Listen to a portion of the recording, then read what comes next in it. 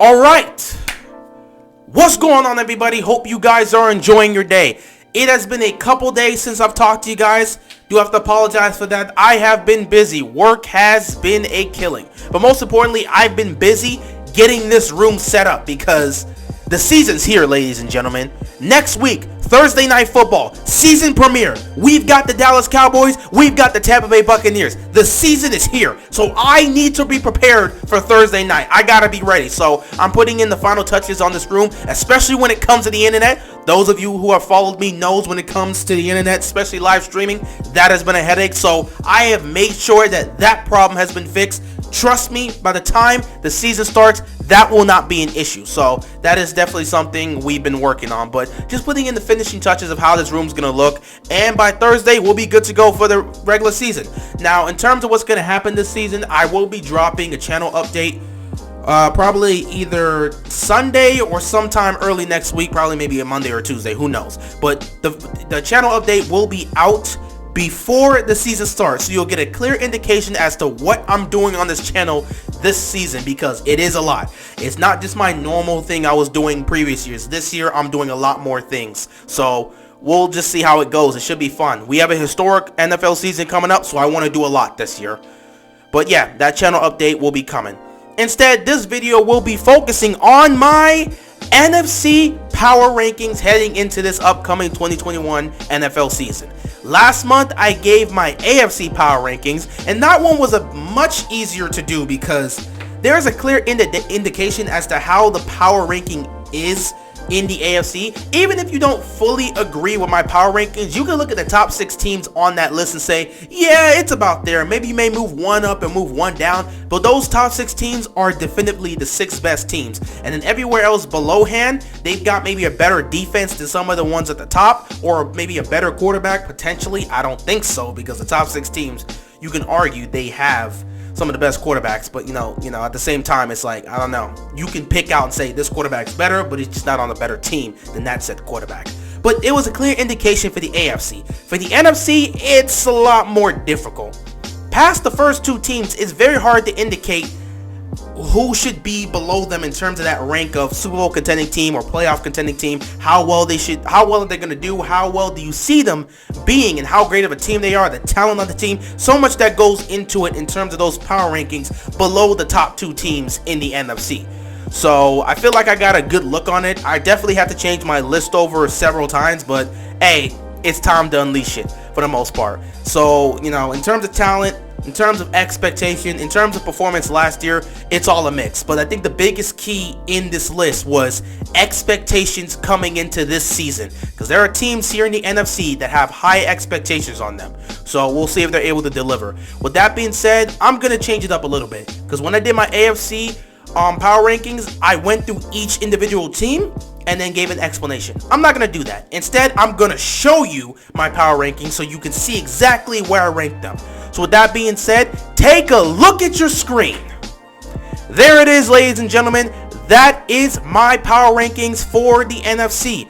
At number 1, I have the defending champions, Tampa Bay Buccaneers. After that, I have the Green Bay Packers. After that, at number 3, we have the LA Rams. Then we have the Seattle Seahawks. At number 5, I have the Dallas Cowboys. Then at number 6, the New Orleans Saints, followed by the Arizona Cardinals. Then we got the Niners at number 8. Then we got the Giants at 9. Washington takes the 10th spot. I got the Chicago Bears at number 11. Then we got the Minnesota Vikings at 12. The Falcons at 13. The Philadelphia Eagles take the 14th spot. The Panthers are at number 15. And to round it off, number 16, the lowest team in this power ranking, the Detroit Lions. This was a very, very difficult list to make in terms of power rankings, and it's going to be even more complicated when it comes to actually doing record predictions, which is something I hope to keep up with, and I hope you guys will definitely keep up with me regarding that, because I know when I put your team as a non-playoff team, you're going to get offended. So, hey, if your team makes the playoffs, feel free to come back to that prediction video whenever I, post it next week. Feel free to come back to it and say, yeah, well, we actually made the playoffs, or we're the number 1 seed. Hey, it is what it is. It's a prediction video. But yeah, same for these power rankings. I base my power rankings based off of last year's performance in that season, plus the talent on the team, plus the overall expectation for that team this upcoming season. So a couple things to note here. The Bucs will still stay at the number 1 spot. Like I said, they are the defending champions. I'm giving them the number 1 spot. Until you can beat them, they should not be knocked off there. And again, that's the team that retained pretty much all of their talent from last year. So that's the same Super Bowl team that just won the Super Bowl. You got to give them the number 1 spot. Not to mention, they're already one of the most talented, if not the most talented roster in the NFL. Cleveland heavily challenges them, but I think Tampa Bay still takes that number 1 spot. So I'm putting them there. I'm going to keep them there. We'll see how the season goes. Next up, I got the Rams here at number 3. I think that's a very interesting place to put the Rams. Earlier on, I had I was in the mix between the Saints and the Niners and even potentially the Seahawks at the number 3 spot, but no. The Rams are a very talented team. They're one of the best defenses in the league. They have one of the best rosters in the league. This is a Super Bowl contending team, and it's a Super Bowl contending team that could have gone farther last year had it not been for one issue: their quarterback. Jared Goff was not a good quarterback last year. He was not, and he struggled. Yet despite that, they got to the divisional round. Jared Goff shouldn't have been on the field in the wildcard round, but due to the starter actually getting knocked out, Jared Goff had to step in. And despite him not really looking like a quarterback that could throw a football, because again, he shouldn't have been on the field. He was not ready to play. He was definitely not ready to play. He was recovering, but they had to throw him out there. Despite him not really looking like a quarterback that can throw a football, they still managed to beat the Seattle Seahawks. That should speak volumes on their talent. And they had a solid chance of beating the Packers. But again, with Jared Goff as your quarterback, there was nothing they could do there. If Matthew Stafford can live up to the potential that is on this team, especially on the offense, they can go somewhere because they have a top 5 defense. This is a legit Super Bowl contending team, and it all depends on how Matthew Stafford performs this season. Next up, I'll say the Cowboys are definitely interesting. Now, there'll definitely be some questions in the comment section about why the Cowboys are ranked number 5. Honestly, the Cowboys originally were ranked lower on my list, but I bumped them all the way up to number 5 because of one player and one player only. Dak Prescott. For some reason, Dak is now viewed as a top 5 quarterback. Going into the 2020 season, last season, Dak was barely ranked a top 10 quarterback by many. Some conceded and said he's a top 10 quarterback, but a lot of people, especially the majority, looked at him and said Dak's not a top 10 quarterback. They put him at 11, but they didn't put him at 10. Overall, he was around the top 10 quarterback. He was around that top 10 quarterback spot. But then he got injured, and all of a sudden, from that injury, all the way through the offseason and training camp and preseason to where we are now, he has gone from somebody who has not been seen as a top 10 quarterback or barely been seen as a top 10 quarterback to now being thoroughly viewed by the media as a top 5 quarterback. I have never seen this. How does this man get ranked higher while he was injured? He's seen as a better quarterback off the field than he was on the field. How does that happen? He was ranked around the 10th spot going into last season. He gets injured, and somehow he slowly comes up to the top 5 spot. How does that happen? I do not know. But you know what? If the media is going to put Dak as a top 5 quarterback, that means the expectations for the Cowboys have immediately skyrocketed because the talent on that offense is undeniable.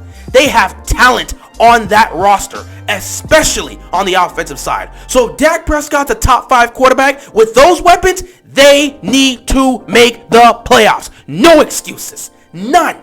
So the expectations very high for the Cowboys this year. Since the media wants to say Dak Prescott's a top 5 quarterback, this Cowboys team needs to be a top 5 team. And a lot of Cowboys have been boasting on how much their defense has improved. Though I don't think it's going to improve dramatically. It's not going to be historically horrible like it was, especially early on last season. But it's going to be better. I just don't think it's going to be top 10 defense. But who knows? Prove us wrong. Prove us wrong. Because you're top 5 on my power rankings because the expectations are high for you. So let's see if them boys can manage to, live up to the expectations for them.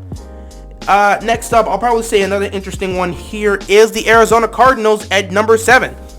I don't think I need to really speak much on the Cardinals here. There is no excuses. Barring a major injury to Kyler Murray, this Cardinals team better be in the playoffs. If they miss the postseason, Kyler will be held accountable and so will Cliff. Both of them will be held accountable because there's no way you should miss the playoffs with this talent. Not to mention, you added more talent onto your team and you improved your defense as well. You added J.J. Watt. You've improved this roster throughout free agency and the draft. offensively and especially defensively. So now it's time to show up and make the playoffs. Again, barring a major injury to Kyler Murray, knock on wood, hopefully that won't be the case. Barring a major injury, the Arizona Cardinals need to be in the playoffs. If Kyler Murray is the quarterback that Cardinal fans are saying he is, there will be no excuses, especially with this talent. No excuses. None.